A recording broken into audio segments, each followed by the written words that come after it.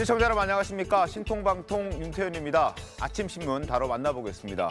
신통방통이 픽한 첫 번째 신문은 조선일보 윤석열 대통령과 관련된 내용입니다. 윤 대통령이 어제 신년 인사회 청와대 영빈관에서 마무리하고 난 다음에 경제인들과 신년회를 함께 했습니다. 재계가 화답했습니다. 기업이 정부와 원팀이 돼서 위기를 기회로 만들겠다. 윤 대통령도 모든 외교 중심의 경제를 두겠다라고 얘기를 했습니다. 지금 파이팅 외치고 있는 사진이 방금 전에 스쳐 지나갔는데요. 신년 인사회 윤 대통령이 참석한 것은 2016년 박근혜 전 대통령 이후에 7년 만의 일이라고 합니다. 여권 관계자는 정부와 경제계가 일치 단결해서 경제 위기를 극복하자는 의미였다. 이렇게 얘기를 하고 있습니다. 문 전 대통령이 왜 그동안 가지 않았는지에 대해서도 잠시 뒤에 저희가 얘기를 해보겠습니다. 두 번째 신문은 중앙일보입니다. 강남, 용산 빼고 다 푼다. 규제를 부동산 시장이 너무나 얼어붙고 가격이 급락하다 보니까 용산과 강남 3구, 강남, 서초, 송파구를 제외한 나머지 지역은 부동산 규제, 서울이더라도 풀겠다라고 얘기하고 있습니다. 정부가 8주째 집값이 하락되고 있는 이런 상황에서 추가적으로 카드를 제시한 겁니다. 투기 지역 해제해서 양도세 완화하고요. 투기 과열지구 조정 지역도 풀 것 같습니다. 이렇게까지 얼어붙은 이 부동산 시장을 어떻게든 잡겠다라는 이유로 이렇게 규제를 풀기로 했는데 얼마나 얼어붙었냐 하면 지난해 11월 이후에 서울 아파트값은 8주 연속 역대 최대 하락폭을 경신할 정도로 급락한 상태고 월간 기준으로 최근 3개월 동안 집값이 급락한 곳이 규제 해제 대상이 되는데 지난해 9월에서 11월 사이 서울 아파트값은 평균 4%나 하락하는 정말 꽁꽁 얼어붙은 상황이라는 점을 말씀드리겠습니다. 세 번째 신문 동아일보 보겠습니다. 중국발 입국자 13명 확진됐습니다. 어제 처음으로 중국발의 입국자들이 이제 인천공항을 통해서 도착하기 시작했는데 그들을 조사해 봤더니 첫 비행기 탔던 사람들만 조사해 봤더니 106명 중에서 13명이 확진 판정을 받았습니다. 양성률이 12.3% 정도 되는데요. 입국자 전원 조사했을 경우에 만약에 넓혔을 경우에는 시설 격리 대상자가 30명 이상이 될 것으로 예상됩니다. 첫날에만 그랬습니다. 이게 며칠 계속 지속된다면 이 인원은 더 늘어날 테고 시설도 100명 정도가 충분히 수용할 수 있는 인원인데 그걸 넘어설 수도 있다는 그런 상황까지 점쳐지고 있습니다. 상황이 꽤 심각하게 굴러갈 수도 있을 것 같아서 계속 예의주시하도록 하겠습니다. 네 번째 마지막 신문 보겠습니다. 조선일보 보시죠. 지금 올 한 해는 선거가 없는 해이기도 합니다. 그런데 벌써부터 총선을 염두해서 선거 방식을 개편해야 한다는 목소리가 정치권의 화두로 떠올랐습니다. 조선일보 한겨레 신문의 사설을 몇 개 가져와 봤는데 10년의 화두, 소선거구제 폐지, 갈라진 나라 해법이 될 수도 있다라고 조선일보는 평가하고 있고 한겨레 역시 대통령이 운을 뗀 선거구제 개편, 국회 진지한 논의를 해야 한다라고 긍정적으로 사설을 썼습니다. 현재는 소선거구제죠. 지역구마다 국회의원 한 명을 뽑는 소선거구제. 승패가 분명해서 책임 정치를 구현한다는 장점도 있지만 승자 독식 구조에서 여야, 정당, 지지자 간 극단적 대립과 갈등을 키워왔다. 지금의 상황을 지적하고 있습니다. 내년 총선을 위한 선거법 개정 시한은 4월 10일까지입니다.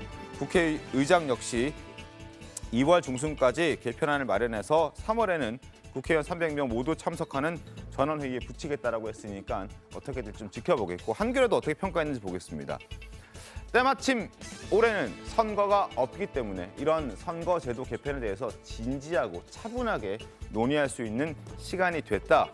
그리고 대안을 찾아낼 수 있는 적기라고 할 수 있다. 국회에서 생산적인 논의를 좀 해줬으면 좋겠다라는 메시지를 내놓고 있습니다. 신문 살펴봤습니다. 본격적으로 이야기해 볼 텐데요. 먼저 패널분들 소개해드리겠습니다. 반갑습니다. 안녕하세요. 윤석열 대통령이 어제 청와대 영빈관에서 신년 인사회를 주최했습니다. 이 자리에는 오부 요인과 여야 지도부 등 약 200명 정도가 참석을 했습니다. 이정미 정의당 대표도 참석한 이 자리에 이재명 더불어민주당 대표는 불참했습니다. 같은 시각 이 대표는 신년 인사회 참석 요청을 받은 사실도 모른 채 경남 양산에 있었는데요. 어떻게 된 일인지 먼저 영상부터 보겠습니다.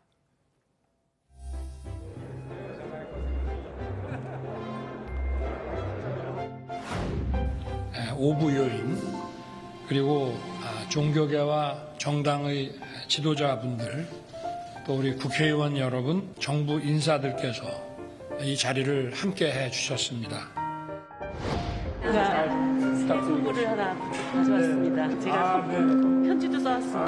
네. 제가 이거 좋아하는 책입니다. 네.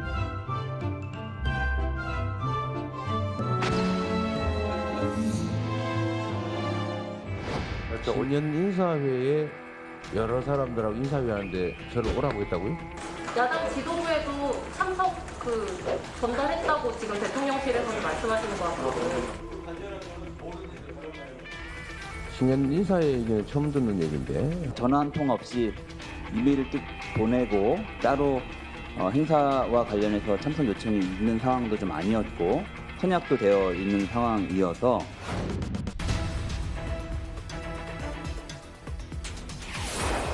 여기 계신 모든 분들께서 힘을 모아주시고 도와주시기를 부탁드립니다.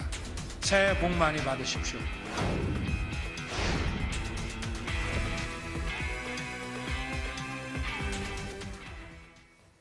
신년 인사회가 있었다는 사실조차 몰랐다는 이재명 대표의 발언은 지금 좀 전에 저희가 확인시켜 드렸는데 어떻게 이런 일이 있었을지 신문 통해서 만나보겠습니다. 한국경제입니다. 신년 인사회 불참한 이재명, 실무진 보고도 못 받았다라고 제목이 달려있군요.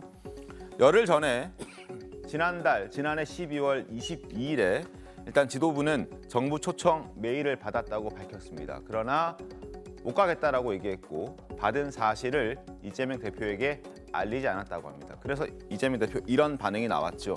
신년 인사회 소식 듣고 깜짝 놀랐다는 반응 나왔다. 처음 듣는 얘기다. 신년 인사회 오라고 했다고요? 라고 되레 질문을 했던 모습을 보였습니다. 그런데 천준호 대변인은 비서실장은 이렇게 얘기를 했습니다. 대통령실이 어떤 행사인지 제대로 설명해 준 것도 없고 이메일이 와서 오후 6시까지 회신 달라고 하니 실무진 선에서 참석 어렵다고 답을 한 것이다. 대표에게는 보고하지 않았다. 이렇게 얘기를 했습니다. 정말 이재명 대표가 몰랐을지 이 부분도 궁금한 대목이긴 합니다만 그 말을 우리가 믿고 자 과연 실무진이 왜 보고하지 않았을까 이 부분도 좀 궁금해집니다. 한민수 대변인 이럴 수 있습니까? 그래도 중요한 행사인데 대통령이 원래 초청한 행사인데 지금 앵커 말씀대로 대통령의 그 중요한 신년 인사회 행사면은 전 저런 식의 일처리는 조금 부족한 면이 있는 것 같아요. 왜냐하면은 이게 행안부 이메일로 온 거 아니겠습니까? 네. 저희 여당도 마찬가지겠습니다만은 외부에서 참석해달라는 대표 일정들이 많이 접수가 됩니다. 네. 일단 비서실 내 일정 팀이 접수가 되면은 중요도에 따라서 비서실장 주재 회의가 열려요. 자 이제 다른 일정이 있는지부터 체크해보고 네. 갈 만한 행사인지 아니면 가서 대표가 어떤 얘기를 할지 그러면서 이제 진행이 되고 메시지도 작성이 되고 대표한테 보고가 돼가지고 확정이 되는 일정입니다. 네. 근데 이거는 22일 날 대통령 신년 인사회면은 정말 그 새해 들어서 가장 중요한 행사 중에 하나일 텐데 네. 그 행사를 22일이면 최한 한 8일 정도 남겨놓고 이메일을 보냈는데 대표 이메일로요 대표실에 그럼 그 이메일을 만약에 체크해야 다 합니다만은 안 됐을 경우는 이런 행사에 제1야당 대표를 제1당 대표를 의석수가 많은 일당 대표를 초청하는데 그것도 4시간 뒤에 2시에 보내와서 우리가 확인했으면 6시까지는 확답해달라는 거 아닙니까? 근데 보면은 저희가 그 1월 1일 행사 야당도 중요한 행사 잡습니다. 네. 이미 다 언론에 공개됐듯이 부산 경남 최고위원회가 있었고 경청 투어가 있었고 문재인 대통령 예방도 있었고 그런 행사들이 다 잡혀 있었어요. 촘촘하게. 봉화마을도 갔었고요. 그러면 이 일정 저희들 최소한 8일 전, 훨씬 전에 잡습니다. 만약 예를 들어 신년 인사에 정말 야당 대표를 초청을 하고 정말 그 중요하게 생각을 했다면 역대 정부에서 그렇게 안 했거든요. 최소한 정무비서관, 정무수석이 오거나 전화로 얘기를 합니다. 예우를 떠나서 이런 일정이 있으니 그게 대야 관계고 여야 관계죠. 그런 게 전혀 없으니 저희 비서실장 주재 그 회의에서는 이미 일정이 다 잡혔는데 또 수백 명 모이는데 어떻게 갈 수 있겠느냐 해서 거절을 한 게 맞는 거고요. 그리고 이런 자리가 있으면 네. 조금 더 했으면 좋겠고요. 정중하게 하는 게 좋은 것 같고 역대 정부도 야당 대표가 불참 경우가 여러 차례 있었습니다. 그리고 우리가 일정 있는 상황에서 이렇게 이메일 받고 오라고 한다고 바로 가고 그런 건 아니지 않겠습니까? 그러니까 이게 뭐 거칠게 비난받을 일은 아닌 것 같습니다. 알겠습니다. 자, 지금 들으신 대로 민주당 측은 신년 인사회 불참 이유에 대해서 정부의 초대 방식이 다소 무례했다, 예우가 없었다 이런 지적을 하고 나섰습니다. 이메일만 딱 보냈다 이런 식의 표현들이 등장하게 되는 건데 과거 얼마 전이죠. 불과 며칠 안 됐습니다. 이재명 대표를 향한 검찰의 소환 통보 때도 이러한 표현들이 등장했었는데 그때 목소리 한번 섞어서 들어보겠습니다. 지난 22일 그 행안부로부터 신년 인사에 초청한다고 하는 메일이 저희 대표 메일로 이제 접수가 되었습니다. 안타까운 것은 야당 지도부를 초청하면서 전화 한 통 없이 이메일을 띡 보내고 덜렁 보내는 그런 초대 방식은 좀 이해할 수 없다는 점을. 소환 통보도 무례하기 짝이 없습니다. 제1야당 대표 소환은 중대한 사안입니다. 그런데 사전 조율 한 번 없었습니다. 일선 당직자에게 일방적으로 통보했고 팩스 한 장 찍 보낸 게 전부입니다. 자, 그런데 청와대 측, 정부 측의 해명을 좀 더 들어봤더니 이메일만 딱 보낸 건 아니었다라고 설명을 하고 있습니다. 그게 사실이 아니다라고 얘기를 하고 있는 거거든요. 행정안전부의 목소리 한번 보시죠. 이메일 초청장과 함께 직원이 누가 갔는지는 뭐 확인을 좀 해봐야겠지만 행정안전부의 직원이 직접 초청장을 가지고 대표실에 전달을 했다. 그러니까 인편으로도 갔다 이런 얘기인 거죠. 그래서 정의당 이정미 대표도 똑같은 방식을 취했고 이정미 대표는 초청에 응했다. 이재명 대표는 응하지 않았다. 이런 얘기를 정부는 하고 있습니다. 어찌됐든 뭐 사실 여부를 떠나서 이재명 대표에게 전달이 됐고 참석해 주십사 말씀을 드리긴 했는데 보고가 올라가지 않았기 때문에 이 대표는 몰랐다는 건데 만약에 장혜찬 평론가님 알았다면 이 대표가 일정을 조율했을 수도 있지 않았을까? 혹은 뭐 다른 경우의 수도 따져볼 수 있지 않겠습니까? 사실 전례를 보면요.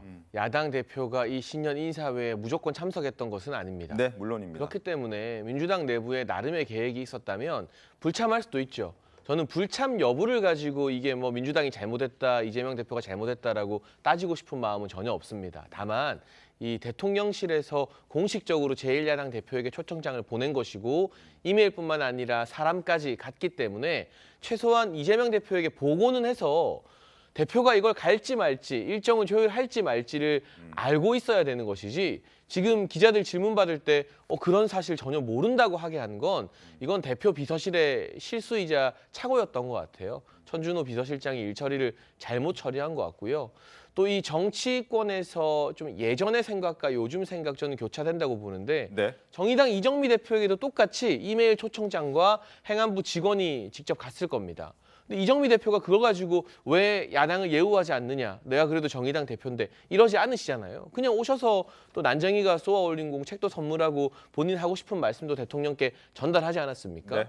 이 예우라는 게 예전처럼 뭐 당 대표고 누구고 하면 그 급에 맞는 사람이 가서 와주십시오. 글쎄요, 요즘 정서로 저는 잘 이해가 안 됩니다. 물론 이 정치인들이 그렇게 생각할 수 있겠습니다만 그냥 담백하게 어쨌든 절차에 맞춰서 직원이 왔으면 갈지 말지 결정하면 되는데 두 가지 문제가 있어요. 대표에게 보고가 안 됐다는 거. 그리고 사람이 갔는데 마치 이메일로만 딱 보낸 것처럼 천준호 비서실장이 기자들 앞에서 말한 거. 이 두 가지는 좀 착오라고 할 수 있겠죠. 알겠습니다. 일단 뭐 이재명 대표도 그렇고 천준호 실장도 보고를 안 했다고 하니까 저희는 그 말을 그대로 믿습니다만 그래도 보고를 하지 않았을까? 그 말 자체에 대해서 우리가 한번 생각해 볼 필요는 있을 것 같아요. 아니 보통의 일처리 방식, 우리가 아는 일처리 방식, 그거는 지금 민주당식으로 처리하지 않습니다. 그렇죠? 지난번에도 이재명 대표에 대한 검찰의 소환, 뭐 팩스 한 장 찍이라고 한 게 금이금 대변인 설명이었는데 아니었잖아요. 거짓말이었잖아요. 팩스 한 장 찍은 아니었잖아요. 등기우편, 특급 등기우편으로 보낸 걸로 확인이 됐습니다. 네. 그런데 그걸 왜 그렇게 거짓말을 하죠? 굳이 뭐 소환 요청 받았으면 받았다고 하면 되지. 마치 뭐 어마어마하게 무례한 무슨 소환 요청을 한 것처럼 지금 이렇게 분식을 하려고 하다 보니까 이제 그런 거짓 해명을 하게 된 것이고 이것도 저는 행안부 관계자 얘기가 맞다고 봅니다. 어떻게 세상에 그 제1야당 대표, 그 제1야당이 아니라 다수당 대표죠. 다수당 대표를 신년 인사회에 초청하는데 이메일 초청장 한 장으로 끝. 이거는 만약 그랬다면 행정안전부 관계자가 엄청나게 비난을 받아야 될 일이죠. 일처리 방식 그렇게 하면 안 됩니다. 그런데 이게 지금 직원이 직접 초청장을 대표실에 전달했다. 물론 저게 과거의 방식보다 조금 뭐 예의에 어긋날 수는 있으나 새로운 방식에 아니 이메일 초청장 보내고 직접 초청장 전달했으면 됐지. 뭘 얼마나 더 그 예의를 갖춰야 되느냐 하는 문제가 있고 그다음에 저걸 받았는데 대표실에서 비서실장 수준에서 저 대통령이 참석하는 신년 인사회에 이거 안 가도 돼. 그리고 대표한테 보고도 안 한다? 저는 그 말을 믿지 않습니다. 저희도 일 처리를 그렇게 하지 않고요. 지금 이 말이 민주당 측 주장이 사실이라면 민주당의 그 이재명 대표와 관련한 시스템은 정의당만 못한 겁니다. 그렇죠? 예, 지금 윤 대통령하고 민주당하고 사이가 안 좋지 않습니까?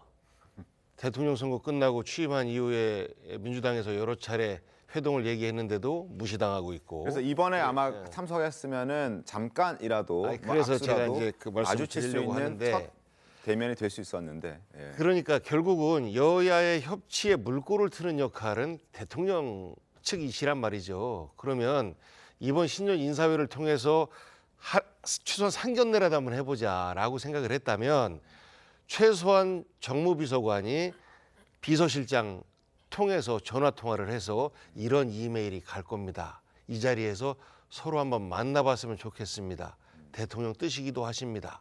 라고 전달을 해야 되는 거죠. 그리고 나서 이메일 보내고 정식 초청장 전달하고 그러면서 이제 만남이 성사될 수 있다라고 되면 서로 준비를 하는 겁니다. 어떤 인사말을 주고받을지 여러 사람이 있기 때문에 깊은 내용까지 못 갑니다만은 그 만났다는 그 자체가 중요하잖아요. 네. 다음에 우리 국경일 3.1절 국경일 때 만날 가능성이 굉장히 높아요. 아마 그 언론에서도 잠시 스치면서 무슨 이야기를 할까? 눈빛은 마주칠까? 뭐 이런 얘기들을 쓸 텐데 신년 인사의 첫 만남이기 때문에 그만큼 중요했다라고 생각한다면 저는 준비를 좀 소홀히 했다라는 대통령실의 비판 저는 뭐 받아 마땅하다고 보고요. 그리고 또 민주당 측에서 그 이메일 초청장을 보고 참석한다?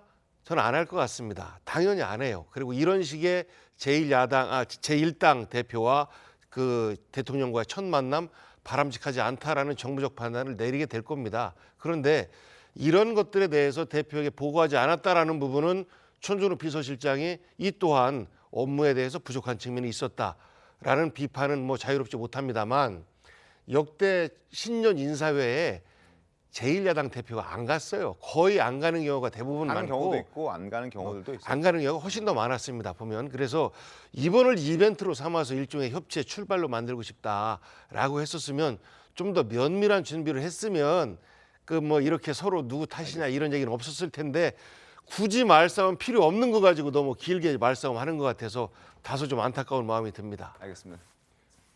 왜 그러냐면요.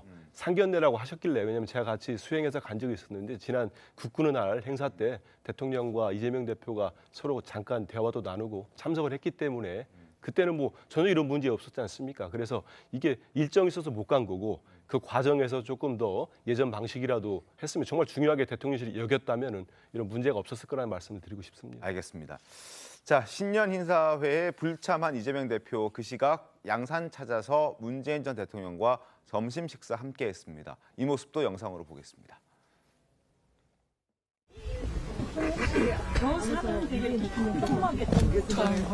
해주셨는지.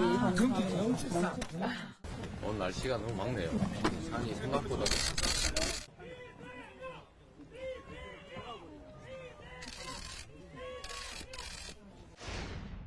이재명 당대표를 중심으로 해서 우리 민주당이 민생 경제를 해결하는 데 최선의 노력을 좀 해줬으면 좋겠다. 어렵게 이룬 민주주의가 절대 후퇴해서는 안 된다.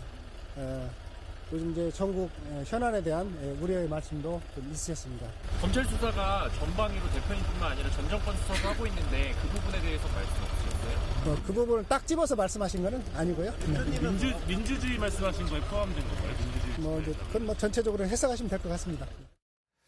두 사람의 만남은 비공개로 진행됐습니다. 어떤 얘기가 오갔을지 관심이 쏠리고 있는데 언론에 공개된 내용은 이러합니다. 민주주의 후퇴 우려에 대해서 문재인 전 대통령과 이재명 대표는 공감대를 이뤘다라고 얘기를 하고 있습니다.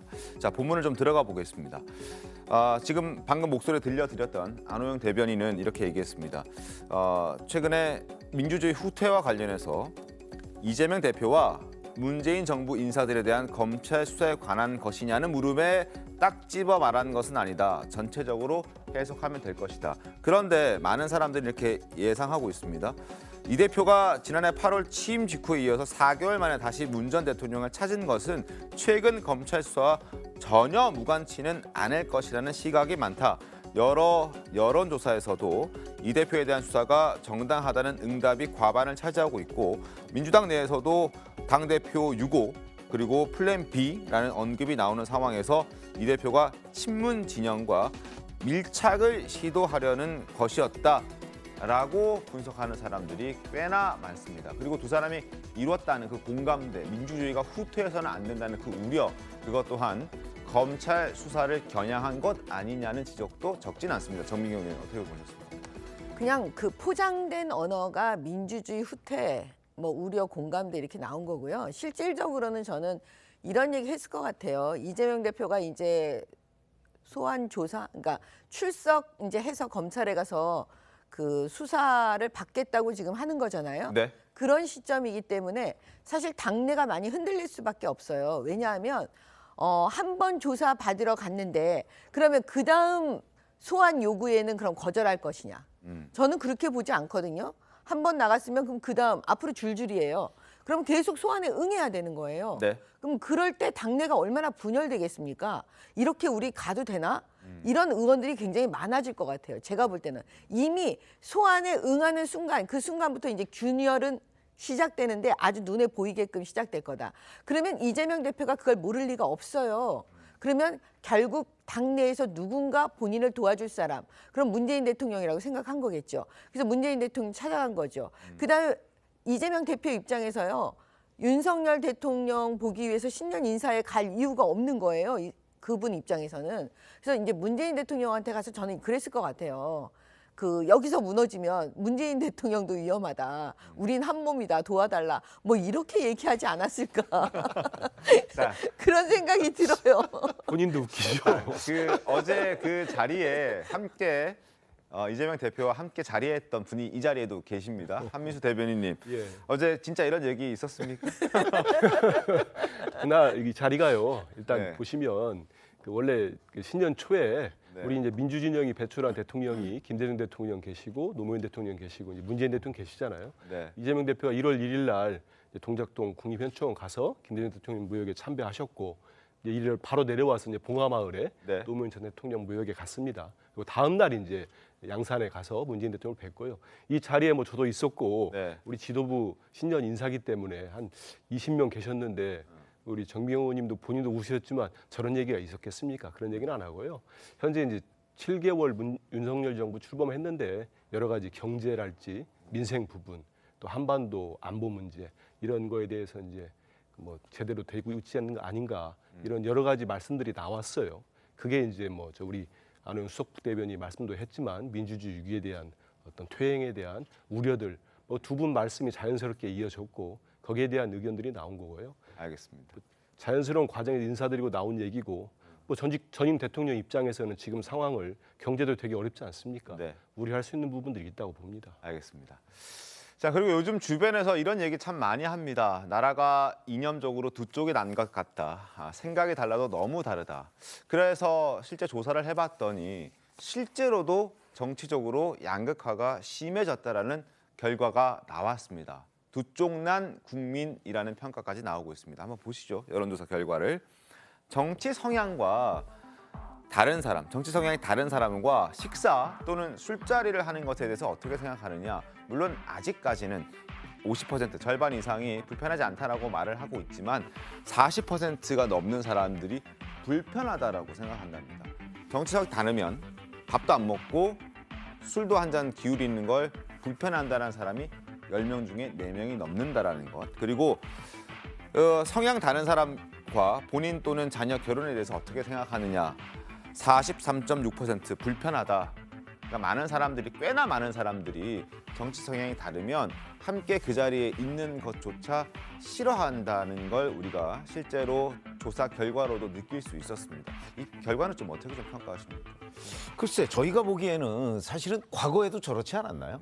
근데 그게 조금 심화된 거라고 저는 봐요. 과거에도 우리도 주변에서 이제 저녁을 먹거나 술 먹을 때 보면 뭐 이렇게 룸으로 들어가지 않고 바깥에서 보면 언쟁을 막 해가면서 그 식사하거나 술 하는 사람들이 있거든요. 네. 그게 보면 국민의힘 지지자냐 민주당 지지자냐 이런 경우 많아요. 특히 선거가 임박하면. 네. 그렇기 때문에 저희 경험으로 보면 과거에도 정치 성향이 다르거나 아니면 뭐 그런 이제 본인이나 자녀 결혼 이런 부분에 관해서 서로 의견이 엇갈리는 경우가 많았는데 이제 분석적으로 말씀드리자면 조국 사태 등을 겪어가면서 네. 그 양극화가 조금 심화됐다는 거죠.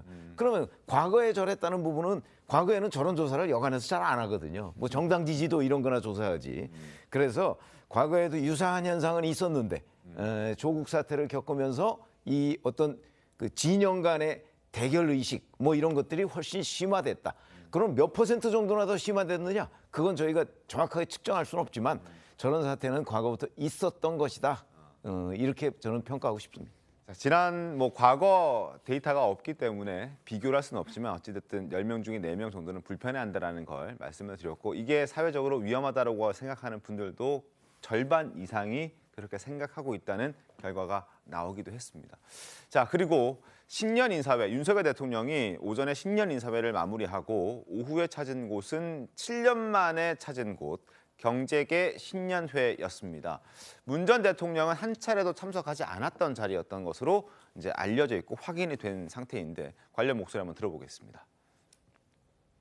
저희 대통령님께서 같이 하셨습니다. 경제인들을 격려해 주시기 위해서 오셨으니까 저희도 나같이 환영의 박수를 한번 크게 한번 쳐주시면 어떨까요?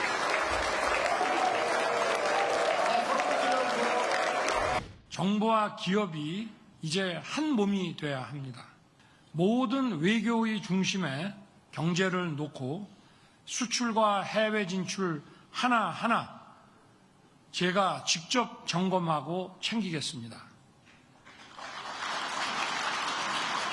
팀 코리아의 저력으로 위기를 극복하고 대한민국의 더 큰 성장을 우리 모두 함께 만들어 갑시다.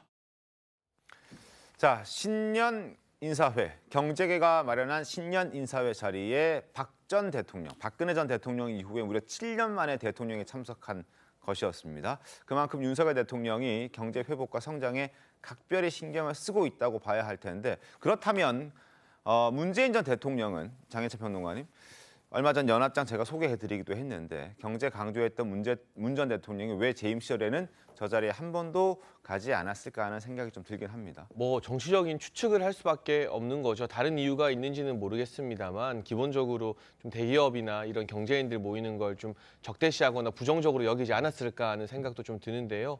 어쨌거나 이 올해 글로벌 경기 좋지 않을 거라고 많은 전문가들이 전망하고 있습니다. 네. 우리나라의 경제 선망률, 성장률 전망치 같은 경우도 1%대로 예년에 비해서 낮은데 그렇게 어려울 때 오히려 기업들이 사회적 역할을 다해주면서 어려운 과정에서도 또 투자를 해주고 일자리를 늘려줘야만 이 선순환이 되고 경제가 유지될 수 있는 부분 아니겠습니까?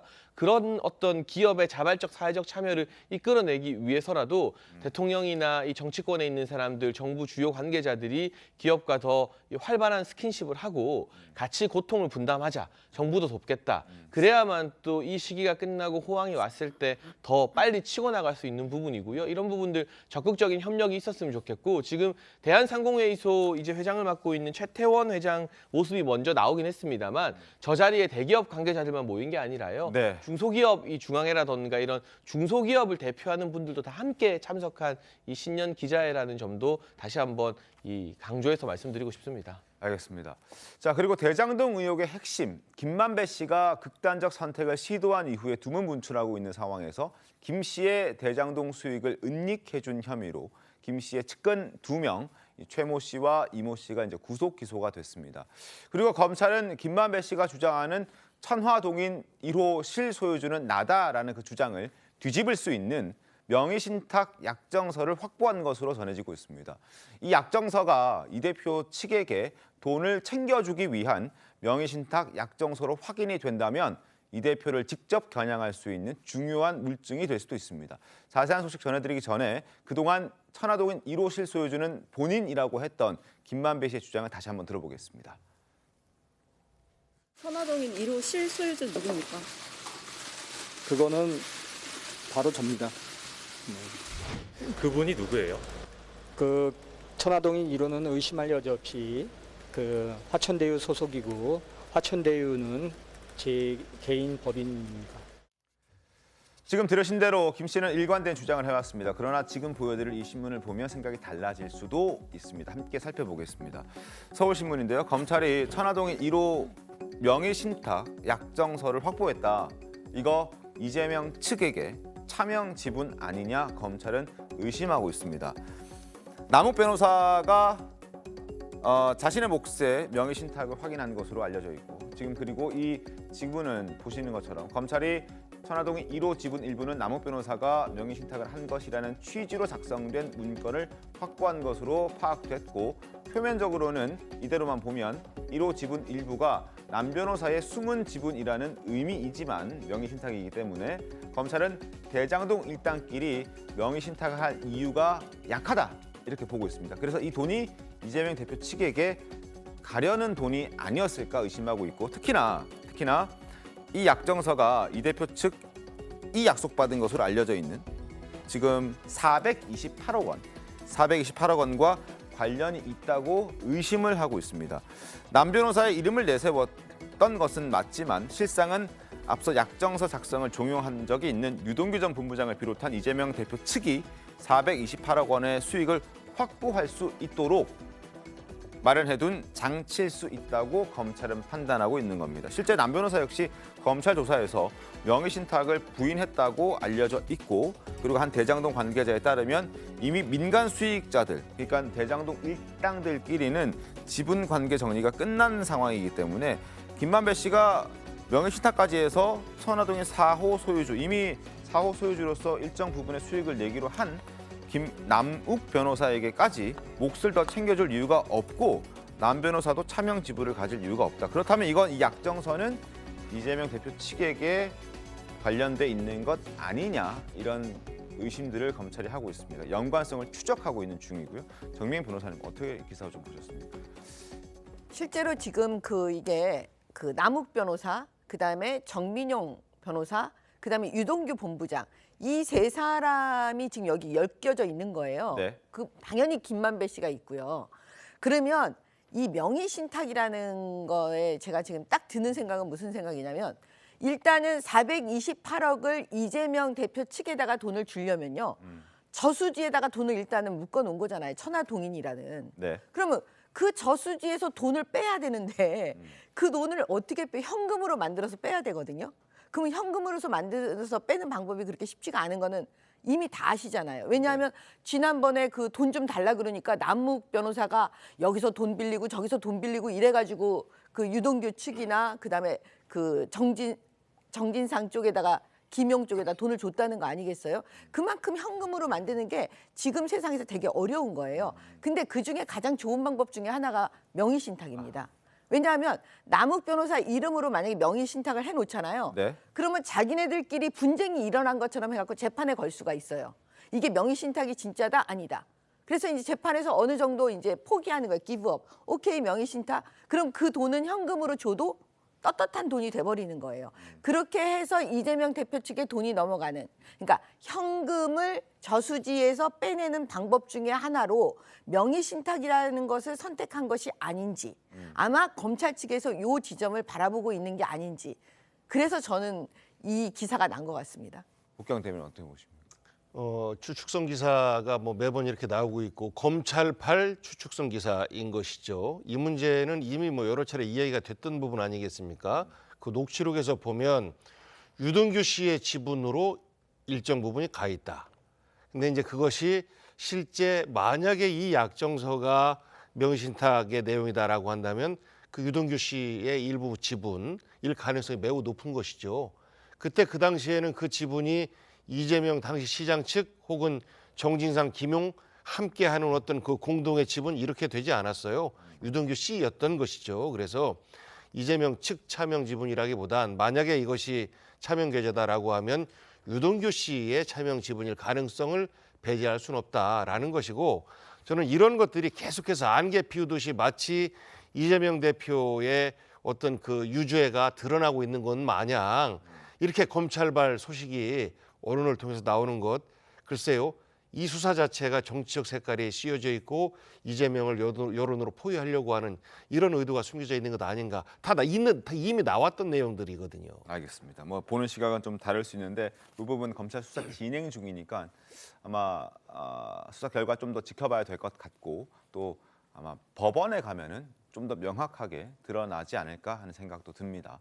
그리고 대장동 의혹의 핵심이 김만배 씨가 또 다른 내용이 하나 더 추가로 나왔습니다. 대장동 사업 외에도 타운하우스 사업에도 관심을 보였다는 진술을 검찰이 확보를 했습니다. 그런데 참 공교롭게도 타운하우스 사업을 하려던 그 땅 부지가 이재명 대표의 변호사비 대납 의혹을 받고 있는 쌍방울과 매우 밀접한 관련이 있는 KH그룹 소유의 땅이었습니다. 관련해 신문 보겠습니다. 남산 하얏트 호텔, 남산 하얏트 잘 어딘지 아시죠? 그 호텔 땅의 주인이 땅을 소유하고 있던 게 KH그룹이었다고 합니다. 그리고 KH그룹은 쌍방울, 대북, 송금에 연루되어 있는 회사이기도 합니다. 자, 신문 본문을 보겠습니다. 대장동 사건의 핵심, 김만배 씨가 KH그룹과도 얽힐 뻔한 일이 있었다.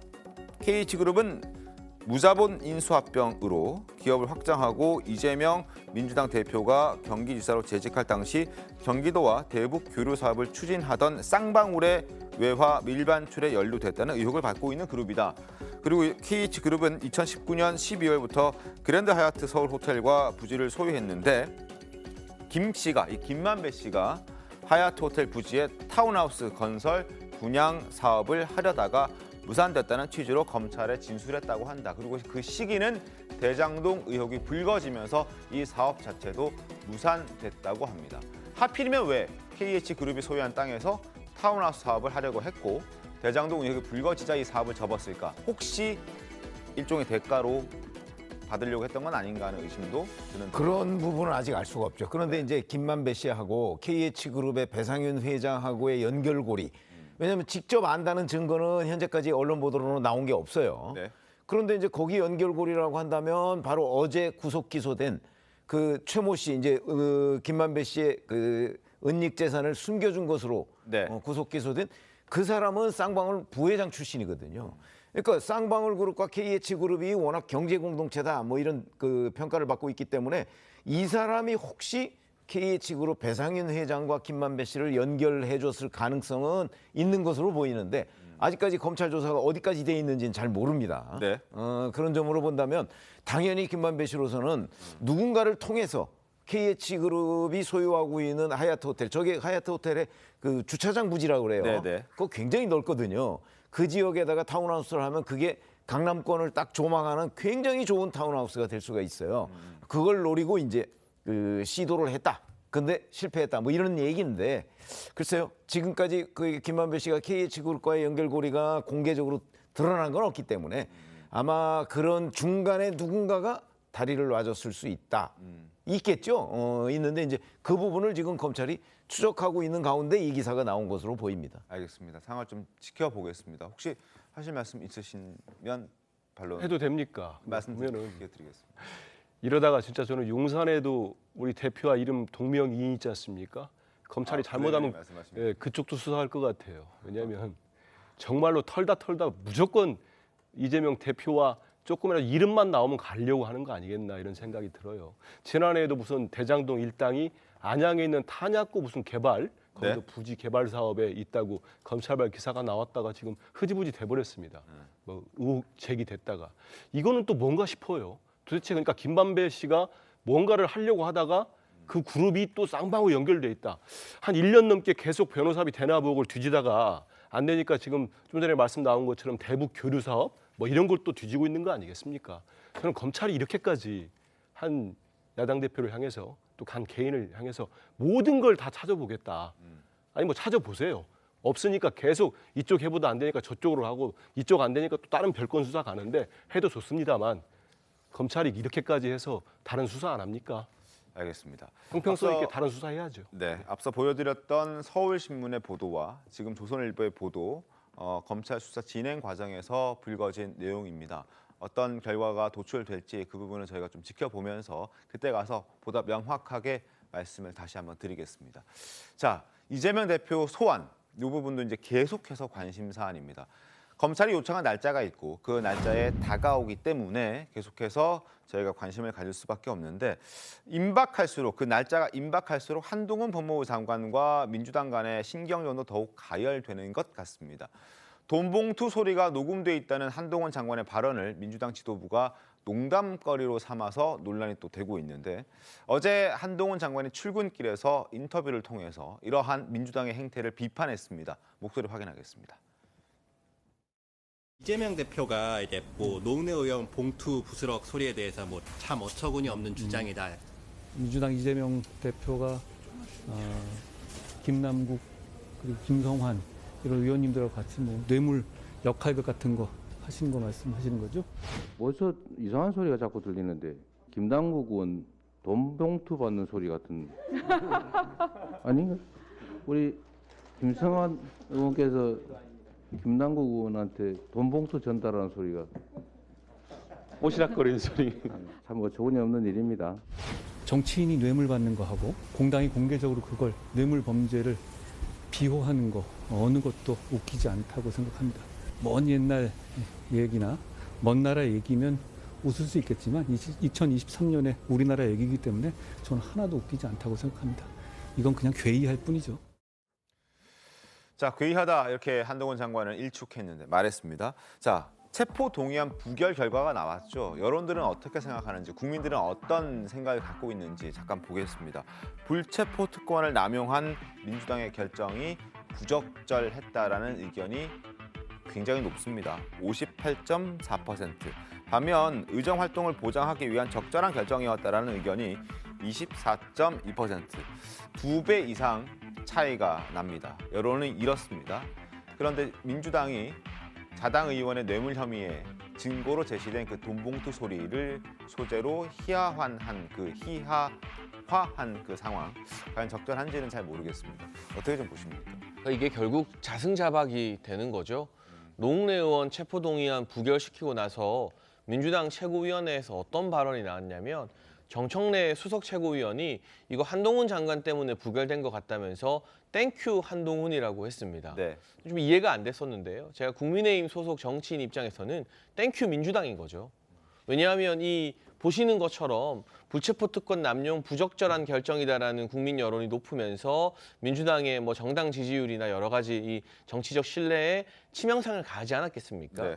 결국 자신들 스스로 민주당의 어떤 지지율이나 이재명 대표 신임도에 해가 되는 일을 하고도 이게 지금 어떤 결과를 만들어낼지도 모르고 땡큐 한동훈이나 하고 있는 그런 판단력인 거죠. 그 부분 때문에 저는 이게 두고두고 민주당의 발목을 잡게 될 것 같고요. 만에 하나 뭐 그럴 일이 있을지 없을지는 모르겠습니다만 이재명 대표에 대한 체포 동의안이 국회로 다시 넘어오게 됐을 때 노웅래 의원 부결했으니까 이것도 당연히 부결이다. 이런 결과나 여론조사 이 지표가 나오기 때문에 민주당의 정치적 부담은 더 커질 수밖에 없을 겁니다.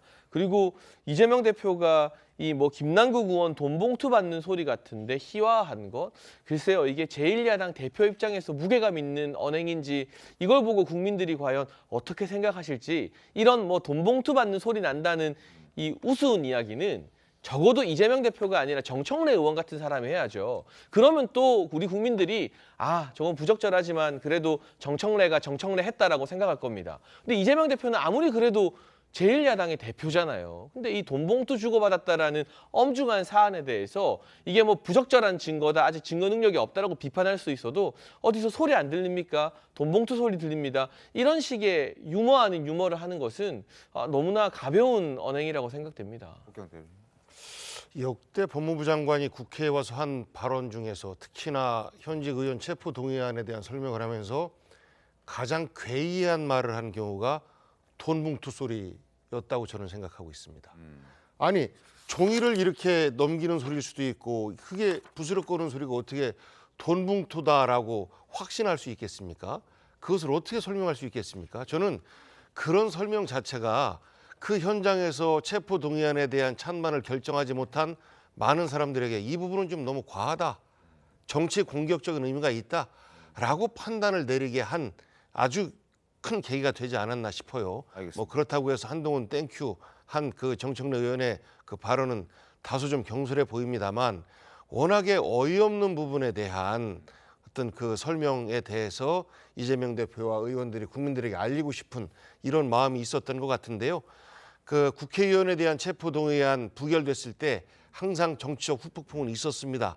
그리고 또 다수당 거기에 대한 연루된 의원들에 대한 국민적 비판 많이 있었습니다. 왜냐하면 체포당하는 걸 원하거든요. 사실의 여부와 무관하게. 그런데 그럼에도 불구하고 지금 일방적으로 야당만을 향한 검찰의 수사에 대해서 과도하게 어떤 그 공소 사실에 해당하는 부분, 증거에 대한 부분까지도 국민들에게 선동적으로 알리는 이런 행위에 대해서 브레이크를 잡지 않을 수 없다라는 정치적 판단을 내린 것이고 그 부분에 대한 현재 후폭풍은 민주당이 맞고 있는 중이에요. 정당 지지율이 다소 좀 떨어지고 그런데 좀 시간이 지나서 이 수사가 과연 정당했는지에 대한 판단은 내려지지 않겠나 싶습니다. 알겠습니다. 그리고 한장관은 또 하나 우려하는 부분이 있었습니다. 민주당이 지금 1월 임시국회를 요구하는 상황인데 이 부분에 대해서도 걱정의 목소리를 냈습니다. 들어보겠습니다. 공당이 뇌물범죄를 비호하는 거를 고마워할 만한 국민들이 계실까요? 매번 국회의원은 국민을 대표하고 대리한다고 하시잖아요. 도대체 어느 나라 국민을 대표하시는 건지 묻고 싶네요. 민주당이 이제 1월에 또 임시국회를 열 것 같은데 어떻게 생각하시는지. 공당이 설마 뇌물범죄 불체포 특권 하려고 그렇게까지 하겠습니까? 정미영 의원님, 1월 임시국회 열릴까요? 어떻게 전망하십니까? 민주당은 임시국회를 열려고 아마 거의 100% 노력을 할 거고요. 그 이제 국민의힘은 좀 설세야 되지 않냐 뭐 이렇게 네네. 얘기하실 것 같은데 제가 볼 때는 지금 한동훈 장관이 얘기하는 게 좀 의미심장해요. 만약에 임시국회가 열리지 않으면 네. 제가 볼 때는 노웅래 의원에 대해서 다시 영장 재청구를 할 수가 있습니다. 왜냐하면 회기 중이 아닐 때니까 영장 재청구를 할 경우에 체포 동의 요구서를 국회에 보낼 이유가 없잖아요. 네. 그럼 바로 영장 실질 심사를 받습니다. 그래서 만약에 법원에서 영장이 발부되면 민주당이 불체포 특권한 거는 방탄이었다는 지금 국민적 시각이 옳다고 판명이 나는 것이죠. 아마 혹시라도 제가 볼 때는 한동훈 장관이 그럴 수 있다고 봅니다. 알겠습니다. 상황을 좀 지켜보겠습니다.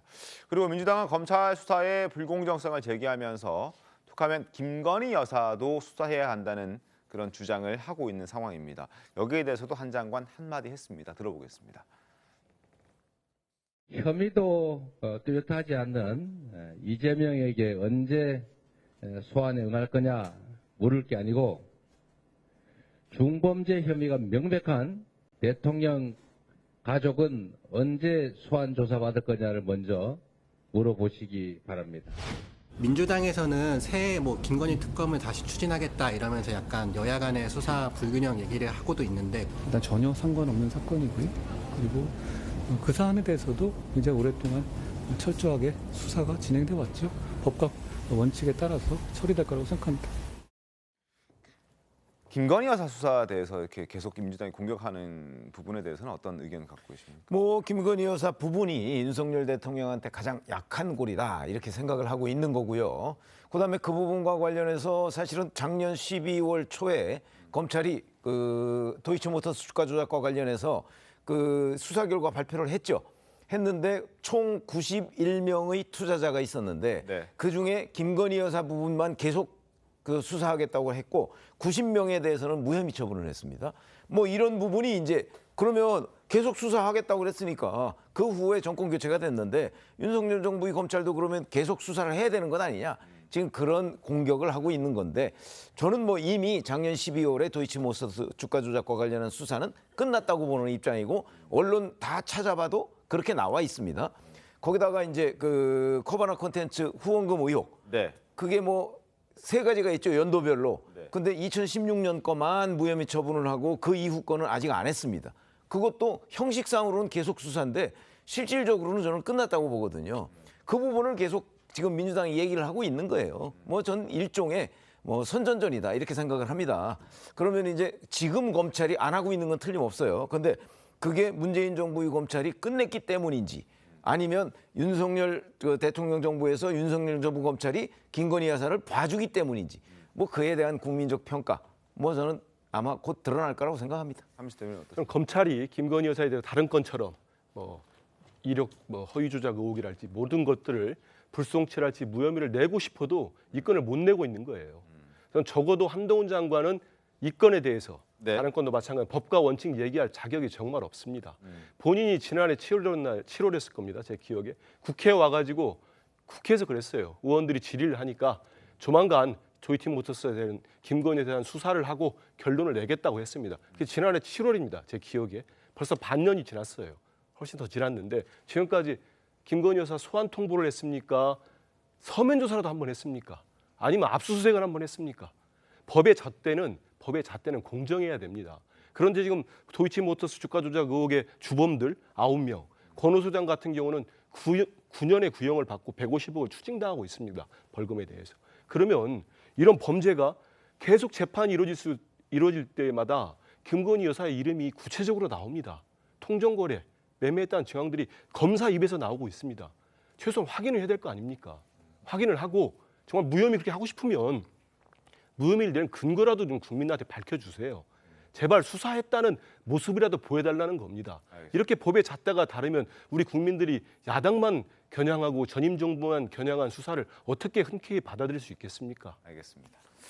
자, 그리고 한동훈 법무부 장관 신년사에 썼던 얘기를 저희가 음성으로 한 번 더 들려드리려고 하는데 정치인 뒷배로 기업인 행세하는 조직폭력배 근절해야 한다 강조했었죠. 그 목소리 한번 듣겠습니다.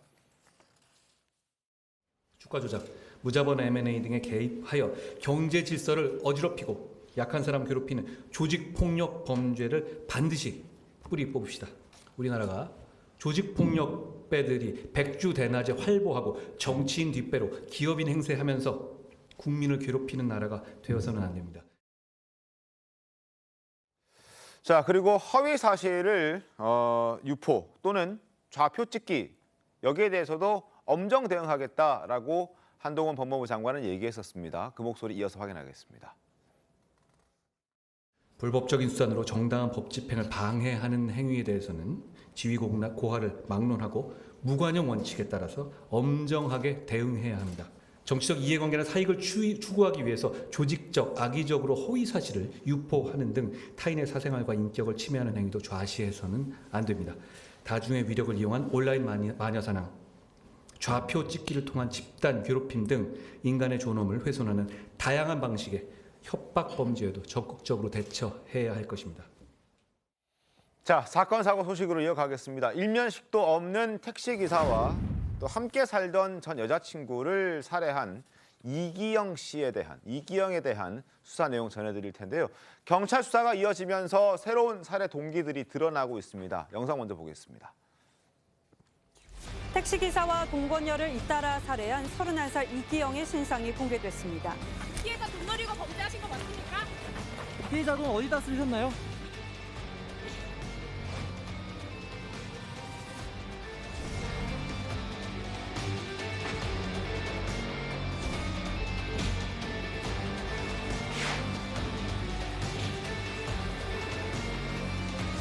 자기 행동에 대한 어떤 후회라든가 자책감 같은 게 없고 남을 이용하잖아요. 그런 측면에서는 그 사이코패스 기질이 있는 것으로.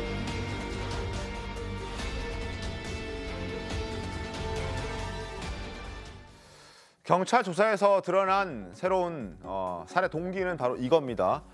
이기영 살해한 50대 동거녀에게 3억 5천만 원 빌린 계약서가 나왔다라는 겁니다. 결국 돈을 빌리기, 돈이 필요해서 계약서를 쓰고 돈을 빌렸는데 그걸 갚기 싫어서 살해했다라고 경찰은 보고 있는 겁니다.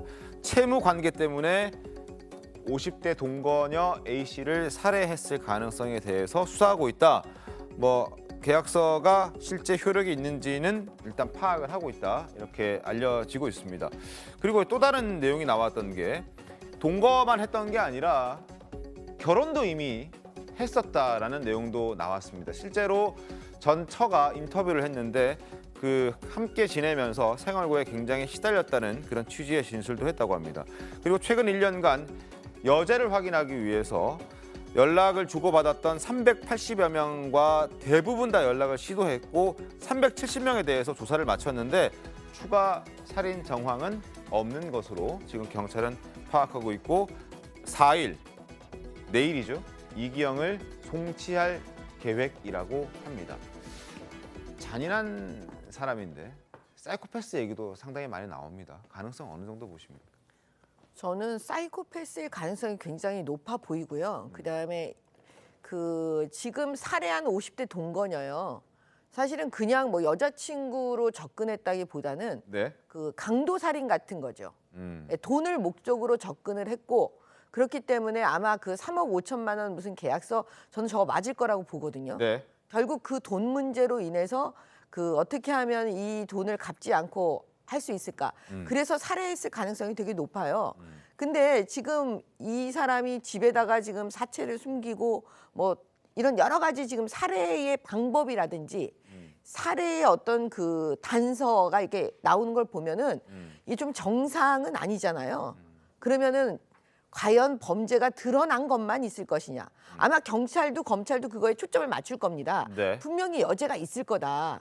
그렇기 때문에 그 부분에 저는 수사를 계속 집중해야 된다고 봐요. 지금 그 나와 있는 그 통화 내용만 보고 네. 거기만 털어서 안 나오면 그냥 멈추는 이게 아니라 저는 이 수사는 계속해야 돼요. 왜냐? 이 사람이 만약에 전부 다 형기를 종료하고 나오고 나면 네. 그다음 또 누가 어떻게 보장을 하겠어요. 그래서 집중할 필요가 있습니다. 그래서 지금 경찰은 전 부인의 협조를 받아서 여죄를 더 수사하고 있는 것으로 알려져 있습니다. 2018년 한 차례 결혼을 했는데요. 이기영의 지인에 따르면 당시에도 초혼이 아닌 재혼이었다. 그리고 첫 결혼 상대와 아이까지 있다. 이런 얘기가 지금 나오고 있습니다. 첫 결혼이 아니라 재혼이다. 그리고 이 지금 전 부인의 협조를 얻어서 수사가 진행 중인데 여죄에 대해서 계속해서 경찰은 의심을 하고 이 부분을 좀 살펴보고 있는 것 같습니다. 그리고 이런 진술들이 계속 나오고 있는데 이 진술들을 봤을 때 강호순과 비슷하다라는 그런 지적들도 있습니다. 화면 좀 보겠습니다. 일단 이기영은 부모님에게 범행을 자세히 알리지 말아달라고 인터뷰를 했다고 합니다. 얘기를 했다고 합니다. 근데 2009년에 신상 공개됐을 당시 강호순의 메시지도 비슷합니다. 아들을 어떻게 살라고 얼굴을 다 공개하느냐, 공개하지 말아달라.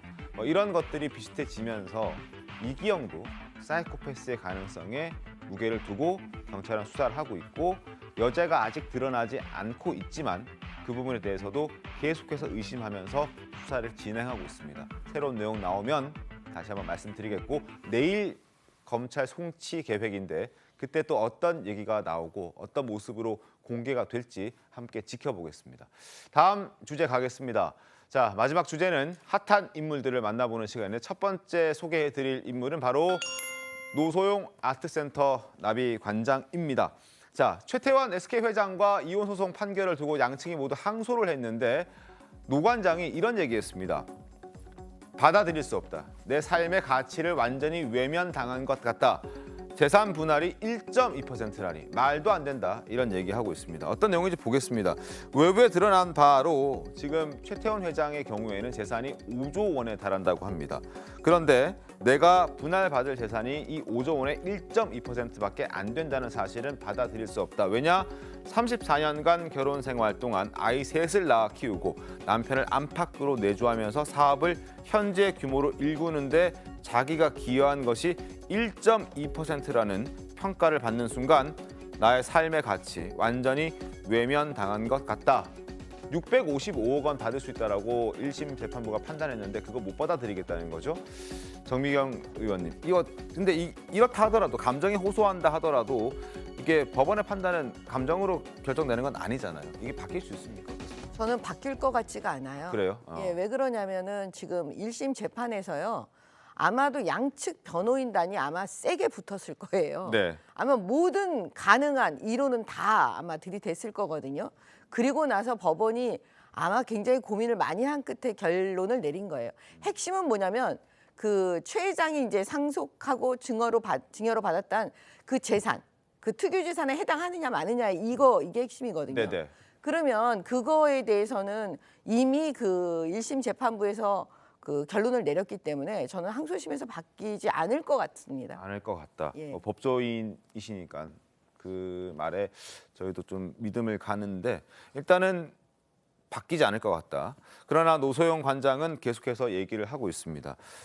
판결이 이렇게 난 것이 창피하고 수치스럽다. 수십 년 함께한 배우자의 외도를 이유로 법의 보호를 받지 못하고 쫓겨나는 선례를 만들었다는 생각까지 든다. 그러니까 결혼의 규칙 사유가 나에게 있는 게 아니라 바람 피운 최태원 회장에게 있는 것 아니냐. 근데 왜 나는 재산 분할 대상에서 1.2%밖에 받지 못하느냐. 억울하다 이런 얘기하는 거죠. 최태원 회장 측은 이렇게 합니다. 재판 진행 중인 사건에 대해서 언론을 이용해서 영향을 미치려는 태도, 이건 법적 조치 필요성까지 검토할 것이다. 장외전을 펼치고 있습니다. 최영 의원님 어떻게 좀 보셨습니까? 그러니까 지금 말씀하셨듯이 저런 주장, 양측의 주장은요. 사실은 이 이혼 소송이 거의 5년 가까이 끌었습니다. 네. 그렇기 때문에 이미 법정에서 저런 주장을 노소영 관장 측이나 최태원 회장 측이나 다 했어요. 근데 그 주장을 다 저 판사가 들어보고 내린 결론이 지금 저거란 말이죠. 1심의 판단이죠. 1심 판결. 그러니까 판사라고 해서 뭐 즉흥적으로 내린 결론이 아니고 이쪽 주장은 이거고 저쪽 주장은 저건데 그렇기 때문에 제가 보건대는 뭐 다른 판사라면 조금 더 다른 판단을 내릴 수는 있겠지만 적어도 지금 현재는 이 판사로서는 아마 최선의 결론을 내렸을 것이다. 저는 그렇게 보고요. 그렇다면 이제 2심은 그래도 다 이제 2심으로 가는 거 아닙니까? 네. 갔을 때 2심 판사는 저 양쪽 주장 중에서 이제 자기 나름대로의 또 소신과 철학을 가지고 판단을 하겠죠. 그런데 뭐 그렇게 크게 바뀔 것 같지는 않아요. 제가 보기에도. 그러니까 이거를 보면서 우리 국민들이 뭐를 생각할까 생각해봤어요. 정말 대통령의 딸과 재벌 이들이 이혼하는데 대통령의 딸은 나의 역할이 굉장히 컸다. 예를 들어서 SK텔레콤 사업자 지정받는데 당시의 대통령의 딸로서 실권자로서 어떤 역할을 했다. 그것이 지금 SK그룹을 성장시켰다. 뭐 이런 주장도 나름 들어가 있는 것 같아요. 씁쓸하죠. 정경유착의 한 현장이고 그 정경유착이 어떤 그 남녀 문제로 갈라지면서 뭐 개인의 재산 문제까지도 비화되는데 네. 또 한편으로 보면 여성이기 때문에 남성에 비해서 이 공로를 제대로 인정받지 못하는 해외의 재벌들이 이혼을 할 때 상대적으로 굉장히 많은 어떤 그 위자료 그리고 뭐 여성의 몫이 있는데 이건 상대적으로 보면 굉장히 1.2%밖에 인정받지 못했다라고 하는 것은 아직도 우리 사회가 여성에 대한 어떤 배려나 이런 부분에 대해서 좀 부족한 것 아닌가라는 측면에 들어서 여러 가지 측면으로 좀 창피하기도 하고 또 한편으로는 여성과 남성의 어떤 형평성 문제라든지 이런 부분에 대한 문제 제기도 좀 나올 수 있는 이런 대목이기도 한 것 같습니다. 알겠습니다. 자, 마지막 두 번째 인물 만나보겠습니다. 두 번째 인물은 여러분들인데요. 칠곡 할매들입니다. 자, 칠곡 할매라는 이름이 생소하신 분들도 계실 텐데 70이 넘은 나이에 한글을 배웠고 칠곡 할머니들의 글씨체가 윤석열 대통령이 또 이번 신년사 연합장에 사용을 하면서 이 할머니들에 대한 관심이 굉장히 높아지고 있습니다. 할머니들도 굉장히 좋아하고 계신 것 같습니다. 신문 한번 보겠습니다.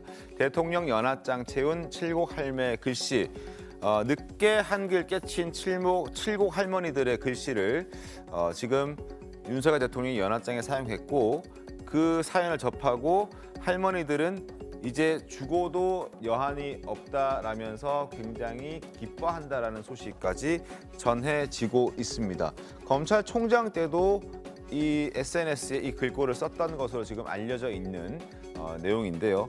윤석열 대통령이 연합장에 사용하면서 관심을 받고 있는 할머니들입니다. 그동안 한글을 깨치기 위해서 얼마나 노력을 했는지 그 노력이 담겨있는 영상을 좀 보여드리겠습니다. 그런데 옛날에는 뭐 참 어렵게 가기 때문에 그래 뭐 배움의 길은 뭐 전혀 뭐 없는 게지. 너는 앉아 안 해도 되니까 동생들을 쓰게 된다니까. 돈 찾을 때 자기 이름 써라 하잖아요. 옛날에는 쓰려하면 팔이 떨려서 못 쓰고 그런데 우리 어머니가 글씨를 진짜 참하게 그렸어는 아들도 울고 나도 울고 막 울었어. 장혜찬 평론가님, 이 글꼴을 사용한 이유가 있습니까? 아니 이게 감동적인 사연이잖아요. 사실은 70 넘어서 한글 공부를 하시고 또 이게 단순히 한글만 깨쳤다고 글씨체를 만들 수 있는 게 아니라 영어부터 특수문자까지 다 직접 손수 쓰시면서 이 글씨체를 만들었다고 하는데 이 사연에 얽힌 어떤 감동 때문에 검찰총장 때도 이 서체를 사용하셔서 윤석열 대통령께서 뭐 연하장 등등을 쓰셨고요. 이번 연하장 저도 받아봤는데 처음 봤을 때는 글씨체가 좀 특이하다 싶었는데 사연을 알고 나니까 참 이 가슴이 따뜻해지는 기분이 들었고 또 할머니들께서도 자부심 느끼면서 좋아하시니까 여러모로 뭐 잘한 일이 아닌가 싶습니다. 네. 억수로 고맙습니다 하는 할머니들의 글귀도 보이는데요. 이 할머니들은 또 시를 쓰는 걸로 또 유명한 분들입니다. 오늘 신통방통은 할머니들 5분 중에서 유광순 할머니의 시 꽃으로 마무리를 해보려고 합니다. 자, 제목 꽃입니다. 지은이 유광순, 활짝 핀 꽃은 하염없이 시든다. 그렇다고 피어나기를 주저하겠느냐. 나무는 꽃을 떨어뜨려야 열매를 맺는다. 이런 짧은 글귀의 시였습니다. 네, 오늘 준비한 신통방통 여기까지입니다. 내일 더 신통하게 돌아오겠습니다. 고맙습니다.